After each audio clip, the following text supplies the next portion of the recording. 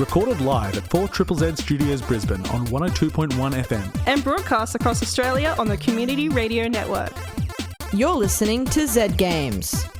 With 10 years experience and over 500 episodes, Z Games brings you the best in gaming news, reviews, community and culture. Want to reach out? Message us on Facebook at ZEDGamesAU. My name is Evie and I'm hanging out in studio with... Your super meat boy, Paul. And Toby. Yo! We got a jam-packed episode today.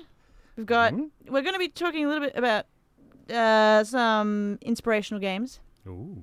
It's going to be a nice discussion. I'm glad I have Toby and Paul in tonight, actually, because they have a few more years in the gaming world than I do. Oh, so there's more. old. Getting such a sassy look from you, Paul. I make the old jokes around here. I'm in the hot seat tonight. I'll make the sassy jokes. Oh. But yeah, you guys have a bit more experience with me in terms of playing games. I haven't been playing games as long as you guys have, so you've got a larger pool to pull from. Mm-hmm. I was inspired when they introduced color. That was good. That was TV, wasn't it? Yes, the color wireless, we call that. Yeah. Right. Yeah. We're also going to be, the main part of this evening is that we're going to be talking about Monster Hunter World in anticipation for Monster Hunter Rise coming out later this month. It is the biggest, I guess, the big AAA release of March 2021. So... Look at Paul instantly as you say that. Oh, yeah, I'm instantly analysing. It's like, what did I don't have my dates down. What else is this month? But yeah, there are lots pretty of much things this month. Mm. It's going to be, the review of Monster Hunter World is going to be more of it's a review that I would say probably encapsulates all Monster Hunter games quite well. It's more of a generalized, this is kind of what the universe is. So if anyone's interested in actually playing Monster Hunter Rise or any of the Monster Hunter series, franchise, whatever, this review will sort of cover off on the gist of what it is. Freeform. Well, it's still the best entry point for a new player, though. Oh, absolutely. Yeah, well, that's part of the reason It's why when I it got wanted user-friendly. No, thank God. Yeah, and it's not on the Switch, though. Well, no. Switch can't do that. No. They can't handle that. No. I would like it to be able to handle that, but no, it cannot. Anyway, I think we should start with some news this week. Oh. Let's do it. This week in gaming news, Microsoft and ZeniMax are one step closer to making it official. Both the European Commission and US Securities and Exchange Commission have cleared Microsoft's acquisition of ZeniMax, which was first announced in September last year. The two rulings mean that Microsoft's acquisition, which was expected to complete by June, may happen even earlier. The deal will add 13 development studios to the Microsoft family, including id Software, Arcane Studios, and Bethesda Game Studios. Epic buys Mediatonic. Epic Games, formerly Epic Mega Games, creators of Paragon and Jazz Jackrabbit, have acquired British game developer Mediatonic.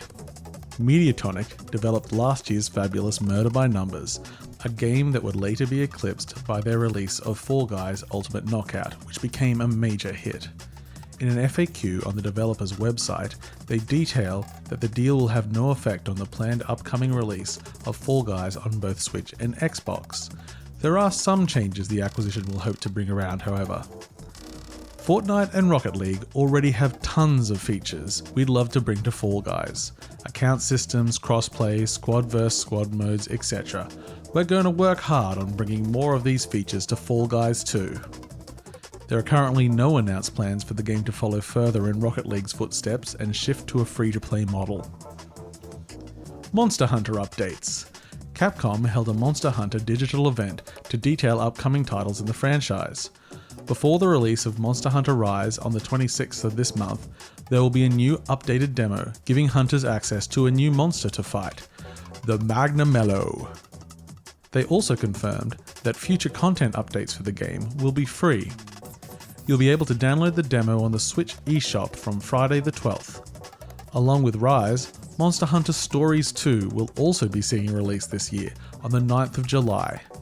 The more Pokemon-style version of Monster Hunter will release on the PC on the same day as the Switch release. This week on the Z Games release calendar. On Thursday, March 11, the latest in the Doodle Guard series will come out, Doodle Devil Evolution, on PS5, PS4, Xbox One, Switch and PC, as well as the Cyanide and Happiness game Freakopolis on the Switch, PC and Mac. On Friday the 12th of March, Journey of the Broken Circle, PS4 and Xbox One, Bloodroots on the PC, Pascal's Wager Definitive Edition on PC, and the Switch, PS5 and Xbox Series X release of Crash Bandicoot 4 It's About Time.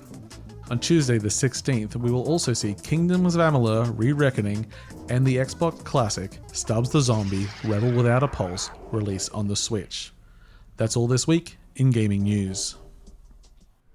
Thanks, Paul. That was some classic news there. Now, one of the problems when you pre-record news and then you play it is that sometimes you say something like, the deal between ZeniMax and Microsoft could close at any time before June. In this case, it was today. So they officially closed the acquisition today. So ZeniMax and Bethesda Studios and everything that encompasses is now part of Microsoft official. So it has been absorbed. It has done.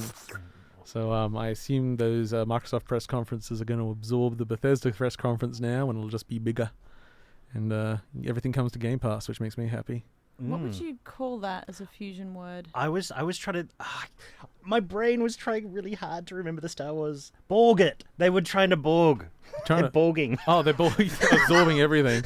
Microsoft is just borging everybody. There we go. Oh, God. The current acquisition stuff is partly good for consumers, but also potentially in the long run really bad when everything is being owned by a few mega corporations. We've got Embracer Group, which is my favorite in the EU, which is the biggest European development group now. They do other stuff other than games, but they've got everyone, and they have such an evil sounding name too. But at least for now, we'll see what happens. Yeah. There's lots happening. I mean, you said that there's Cyanide and Happiness, Freakopolis, I think. Freakopolis? Well, that makes no sense to me. I have checked the word in front of me. I'm looking at it. Good. just sounding it out. Yep. I remember like Cyanide and Happiness when they were just like little small fries. I actually posted on the Z Games Facebook page a pretty fun comic the other day. This is like a nice little opportunity for me to be like, you should check out the Z Games Facebook page. Isn't that what you were already doing? Now that it's unzocked. At ZEG Games AU. That's it. Thank you, Toby. Yeah, because I post lots of memes up there, and one of them from Cyanide and Happiness was this guy sitting at a desk in an office playing on the computer, playing video games, and his boss comes up and he's like, oh, what are you doing? You can't play video games at work. And the guy's like, hold me 1 second. Let me just beat this boss. And then he turns around and punches the guy in the face. And he's like, okay, I'm back. I like that we've been reduced to reading our webcomics. Let's read our webcomics out loud. It's just so funny. No. Yeah. Give me that. Let me bring up this Peter. classic Queen of Wands comic here. That's a reference. Don't do that to me, Paul. I just realized, like, will Toby get that reference? No. Because I think that's been over for like 15 years. God. I'd have to be reaching back. Plus, it's another name, which I don't get. That's all right. Yeah. I was trying to see if I could counteract the earlier claim that Rise was the biggest game this month. And one of those things I want, I do have to give it to you. Yeah, yes. I am also up with the times. I have pre-ordered. I have bought a special controller. I am looking forward immensely to playing this game. Yeah. It was a very pretty looking controller. It was. Yes. You've got good Nobody taste. knows what we're talking about, but I've got a... I saw it and immediately thought back to the Game Boy days of having the see-through Game Boy. Oh, yeah. Well, Yeah. Except it's got RGB. Game Boy Color. Clear plastic is Clear, always yeah. cool. So good. You got the clear plastic with a blue light underneath, haven't you? The drool just came down my cheek as I looked at it and went, I'm getting that Take as well my as money. putting this. Yep. And then I went to the first employee and they were like, this is my second day training. And I was they like, still sold it have to you you, ever done a that's- pre-order? Nope. Okay, let's have fun. But yeah. Would you like to subscribe to Game Informer? Do they still do that? Because Game Oh, Informer God. doesn't have a physical magazine anymore, does it? I don't know. I think they fired everyone. Probably. Oh, probably sad. digital. Everything's now. digital. I was going to It say We're a digital. paperless universe now. They're also an employee-less universe. I think their staff went from 50 to like 5. No. So, but they it was the best corporate magazine there was. Until it wasn't. Yeah, exactly. Dun, dun, dun.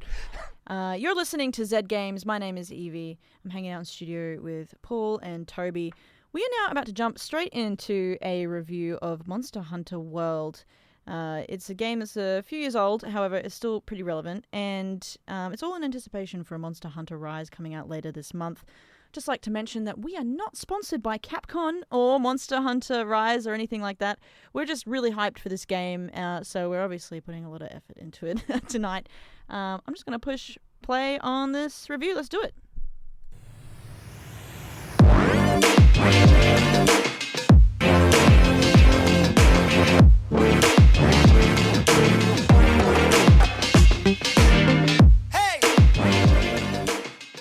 So I'm about to review Monster Hunter World, which was a game developed by Capcom. It's published by Capcom. All the Monster Hunter games are developed by Capcom. The music for Monster Hunter World is by Akihiko Narita, and its platforms are Microsoft Windows PC, PlayStation 4, and Xbox One. It was originally released on the 22nd of December 2017, so it's a little while ago now. And its genre is ARPG, action role-playing game. So, Monster Hunter World is the 5th installment of the Monster Hunter series. For those of you who haven't heard about Monster Hunter, you play as a hunter that you can customize that is tasked to hunt or kill, rather, and trap monsters that roam certain environmental landscapes. I mean, it's pretty self-explanatory, Monster Hunter World, Monster Hunter. The idea usually is to kill them, harvest materials, and use those materials to make new weapons, armor, and other unique in-game items. You also have a friendly little sidekick called a palico, which is an anthropomorphic cat that you can also name and customize that will assist you in combat. There is also your assistant handler, whose job is to keep you up to date with all your objectives and educate you on how the new world works. So in Monster Hunter World, you start as part of the 5th Fleet, which has been called upon by the Research Commission to provide more backup to previous hunters in the new world. The major focus of the journey is to perform expeditions into new environments to study elder dragons, which are very powerful monsters that play a big part in the ecosystem of each new area you discover. Early on in the story, you learn that these monsters migrate to the new world every 10 years in an event called Elder Crossing. During the first initial cutscene on the ship to the new world, you encounter Zora Magdaros, who is an elder dragon moving towards your destination. Throughout the rest of the main narrative, you are to discover why they migrate and what part they play in the ecosystem of this new world. There are many twists and turns ahead should you take this perilous journey, and if you should feel afraid, don't worry, Monster Hunter World is very big on multiplayer cooperative hunts. You can post a quest and other hunters can join you, or you can join a quest that other players have posted. Not to mention loads and loads of optional side quests, special events, and wonderful game crossovers, such as Geralt of Riviera and even a Mega Man outfit you can acquire. Also, once you've finished the main questline and hit the credits, there are still more monsters to discover and challenges to face. The game almost seemingly never ends, even after 50 hours of gameplay. Something incredible about the Monster Hunter series is the impressive number of weapons you can choose from, and you don't have to be locked into specializing into just one. There are 14 to choose from, ranging from close combat, mid-range, high mobility, aerial, rapid fire, long ranged, and versatile. I originally started playing on a charge blade, which has to be one of the most unique and if not most complicated weapons to master. However, provides insane damage once you reach high hunter ranks. It has a couple of different modes, such as it looks like a small sword and shield, however, you can actually combine them together to form a large axe that you can charge with power, dealing massive blows. I later learnt the bow and arrow because some monsters fly, and learning a ranged weapon definitely helps with certain hunts. Honestly, one of the best parts of the game is enjoying a range of different weapons that can completely change the gameplay as well as the outcome of monster fights. I highly recommend learning more than one weapon. The best part, if not the most incredible part of Monster Hunter World, is the monsters themselves. They are fascinating, visually exceptional, diverse, and extremely dangerous. Some of them are so hard that you definitely need a full team of hunters to take it down, and some can be an hour-long grind. There are moments of such beauty. For example, during fights you have these incredible scenes of high definition with these beasts up close and personal, and then they're put up against this incredible environmental backdrop that is just simply jaw-dropping. There is one particular hunt against an elder dragon where you are set in a volcanic pit with what looks like a giant flying lion that explodes these incredible red and blue flames. Honestly, there is nothing like it. I should also mention the camaraderie of multiplayer hunting. Most of my time with Monster Hunter World has been cooperative. Myself and some of the Zed Games team have helped me climb in rank and experience by hunting together. There is so much fun to be had testing out different weapons and taking on different monsters all over the new world. Something that Zara mentioned to me early on was every hunt is different. And even if it's the same monster you fought before, you are guaranteed a different experience the next time you're out there. Seeing massive fights between two different monsters, or having your party crashed by an unwanted visitor is always a good opportunity to get the hell out of the way and see something new. Maybe even try something new. A quick tip for players interested in playing Monster Hunter World on PC is get yourself a controller that is compatible. Usually Xbox controllers wired or Bluetooth will work nicely. You can play using keyboard, however, depending on your weapon, you might find your fights to be more challenging. On a personal level, I find the controller to make the experience more immersive. Akihiko Narita is the composer for Monster Hunter World and has created much of the soundtrack for many other Monster Hunter games, as well as Resident Evil 5 and 6. His compositions are epic in nature, making everything feel like this grand adventure. There is mystery and suspense, as well as fear and darkness. The orchestral tones and rising string sections of the music gives your heart a good stir, especially when you're fighting a Diablos. Speaking of Diablos, this monster has some of the best sound effects, tunneling underground and exploding up from underneath you.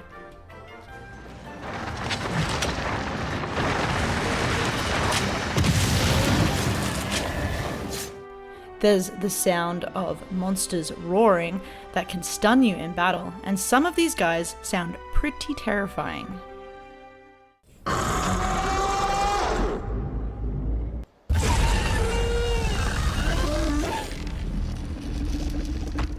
All in all, Monster Hunter World is extraordinary. It's not my first Monster Hunter game, and it certainly won't be my last. If you are unsure about the soon-to-be-released Monster Hunter Rise, don't be afraid to go check this one out instead. Plus, there is a massive expansion called Iceborne, should you love it as much as I did.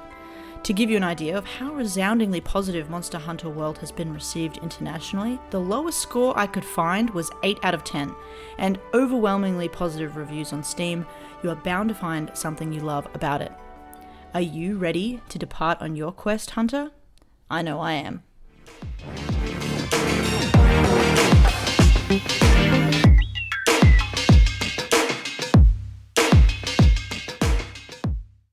You're listening to Zed Games. My name is Evie. I'm hanging out in studio with Paul and Toby. Glad to be here. I'm glad you're here too. Dulcet tones. Oh. The sexiest of the female snakes. Oh no. Oh yes. Residence Women Week. We are now about to head into a segment on games that inspire. So I guess I wasn't very specific when I suggested this segment to Paul and Toby. But my comment was, what does this mean? And I waited for the reply. Yeah, 2 days later. Oh yeah, sorry about that.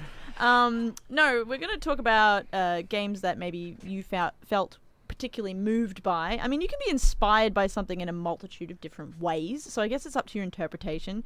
And I'm glad that I've sort of left it loose, because I know Toby has a few games that he's got on his list. I only have 3. He narrowed it down to a top 30 or something. Yeah. Yeah.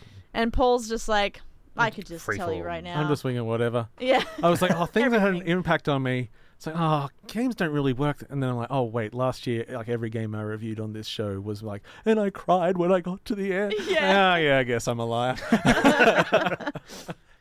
I mean, I think out of the 3 games that I have, one of them definitely made me cry, and the other one just sort of made me like, sort of more like a gobsmacked kind of like, oh wow, how amazing is the technology that we can create something so visually stunning. Well, don't keep us hanging. What's that you game? want me- okay, well, you know, I was just Gobsmack gonna... us. All right, Gobsmack, okay, come okay. on. Just tell us the So, one.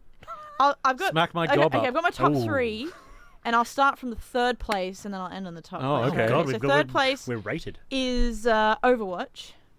Okay. Purely now, Good reason- game, but we're waiting for the explanation, yeah? The reason why I'm inspired by this game is not so much that I felt, narratively speaking, it moved me, but because of the inclusion and representation that I think Overwatch had that I hadn't seen previously in a AAA game, which was, the 50-50 gender mark, the representation for queer characters and gender diverse characters, and I was really inspired by that to see Blizzard do more with that in a new franchise that they're creating with Overwatch.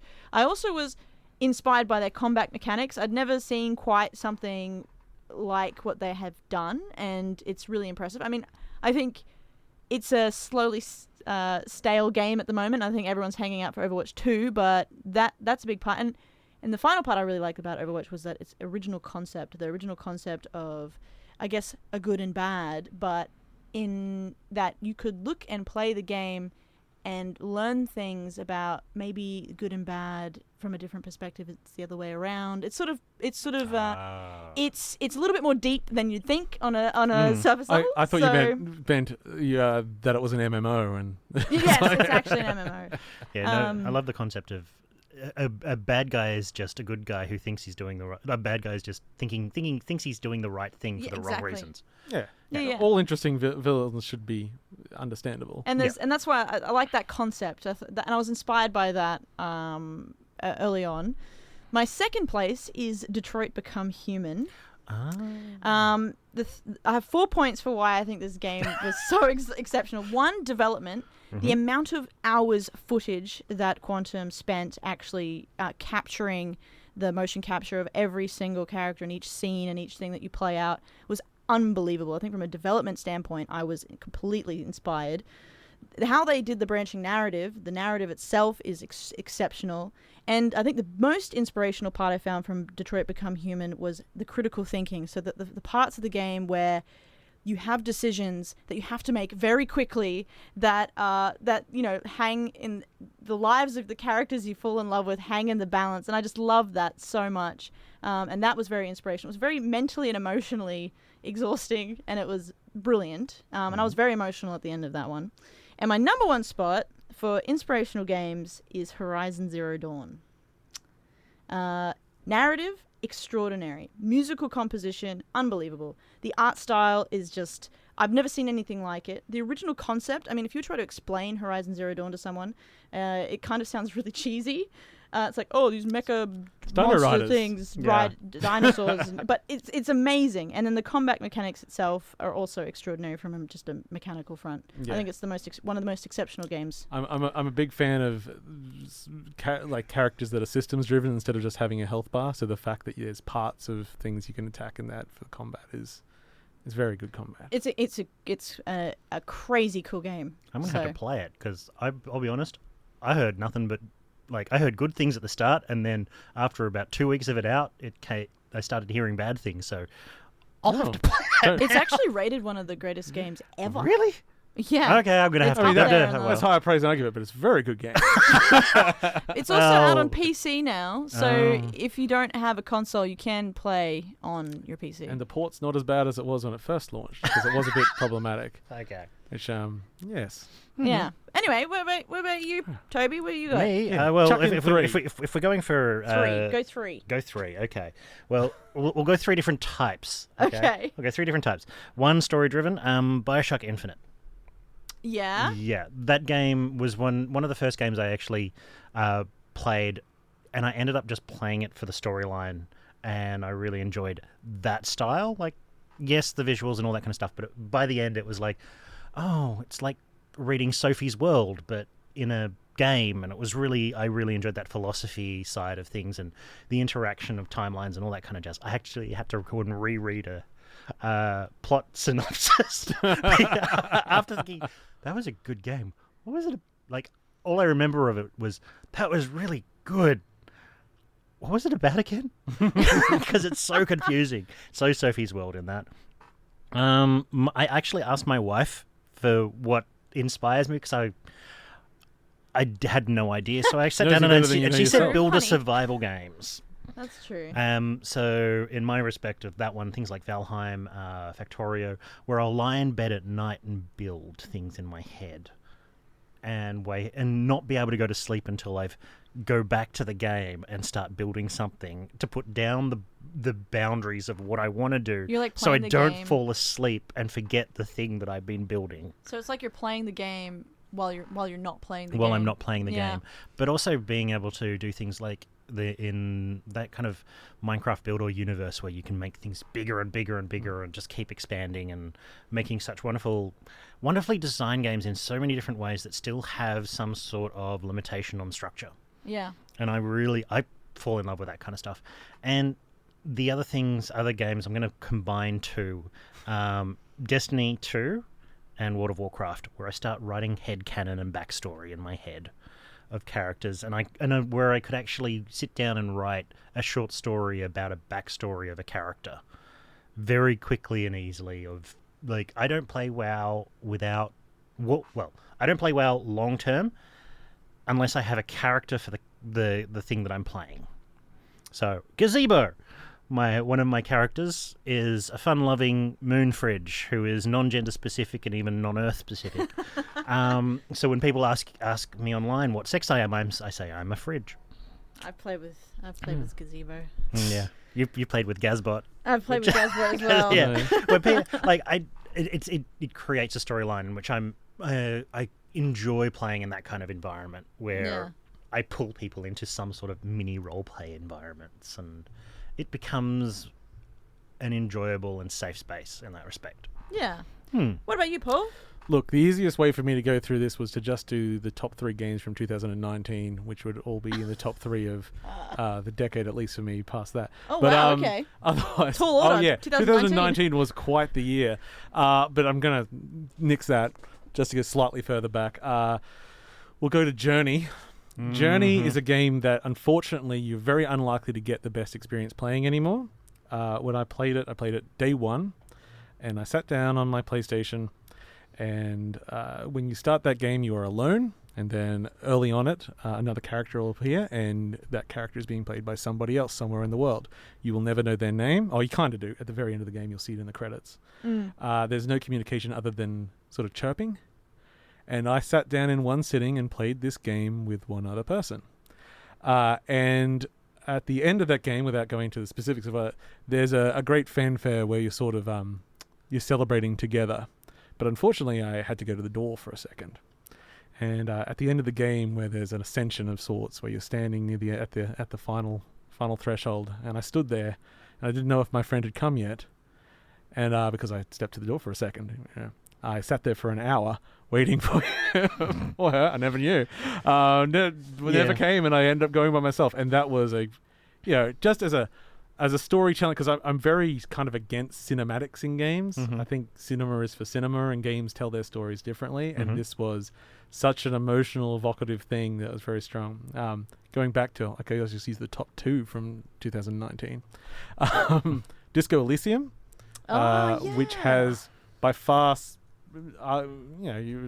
some of the best writing ever seen in a video game. You're a detective. Oh, that's on my wish list. It comes out on consoles. I think the Xbox releases this month, and then the Switch and PS. Or maybe it's PS. Anyway, one of them comes out this month, but in the next few months, it'll be out on everything.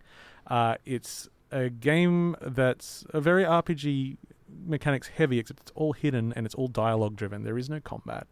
There's nothing like that. It investigates different ways of viewing the world.